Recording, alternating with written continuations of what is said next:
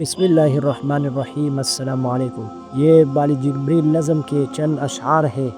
اس میں چونٹی اور عقاب کا مکالمہ بھی ہے۔ پہلے چونٹی سوال کرتا ہے، میں پامال و خوار و پریشان و دردمند، تیرا مقام کیوں ہے ستاروں سے بھی بلند؟ معنی، پامال زمین پر کچلی جانے والی، خوار ذلیل و دردمند، درد کی ماری ہوئی، بلند اونچا۔ ان دو اشعار میں بھی چونٹی اور عقاب کے مابین ایک سبق آموز مکالمہ ہے، جس کا ایک کردار کمزور اور پست ہے، جبکہ دوسرا کردار باہمت، حوصلہ مند اور بلند پرواز ہے۔ یہ مکالمہ اس منطقی نتیجے کی نشاندہی کرتا ہے کہ دنیا میں وہی لوگ باوقار اور سربلند ہوتے ہیں جو اعلیٰ افکار کے مالک ہوتے ہیں۔ عقاب جواب دیتا ہے، تو رزق اپنا ڈھونڈتی ہے خاک راہ میں نہ سپر کو نہیں لاتا نگاہ میں۔ معنی، رزق خوراک خاک راہ زمین، نہ سپر نو آسمان، نگاہ میں نظر میں۔ تشریح، اس شعر میں چونٹی کے استفسار کے جواب میں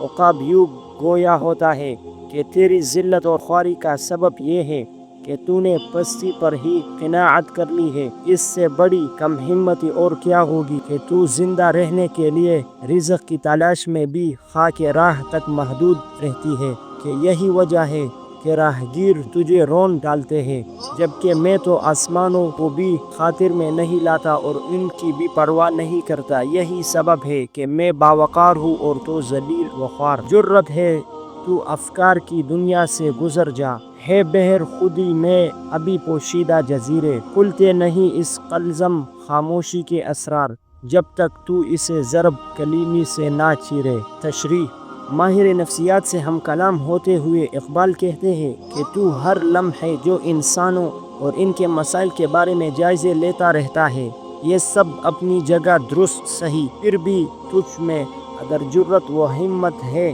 تو محض اس خیالی دنیا تک محدود نہ رہ، بلکہ اس سے آگے نکل کر یہ بھی دیکھ کر خودی تو ایک بحر ہے، کنار کی مانند ہے، اور اس میں ابھی تک کئی ایسے گوشے موجود ہیں انسان کی نظروں سے پوشیدہ ہے۔ یاد رکھ کہ خودی ایک ایسا خاموش سمندر ہے جس کے بیدوں کو اس وقت تک انسان نہیں پا سکتا جب تک کہ وہ حضرت موسیٰ علیہ السلام کی پیروی نہ کرے۔ یعنی حکم خدا پر حضرت موسیٰ علیہ السلام نے اپنی عصا کو پانی پر مارا، جس سے انہیں پار اترنے کا راستہ مل گیا۔ مراد یہ ہے کہ محض اپنی سوچ اور تاثرات ہی زندگی میں کامیابی و کامرانی کا ذریعہ نہیں بن سکتے، بلکہ یہ امر بھی پیش نظر رکھنا چاہیے کہ کسی معاملے میں حکم خداوندی اور رضا الہی کی نوعیت کیا ہے۔ خودی سے بہراور ہونے کا یہی طریقہ ہے۔ امید ہے یہ ویڈیو بھی آپ لوگوں کو بہت پسند آئی ہوگی۔ اگر ویڈیو پسند آئے تو میرے اس چینل کو سبسکرائب کریں اور کامنٹ ضرور کریں۔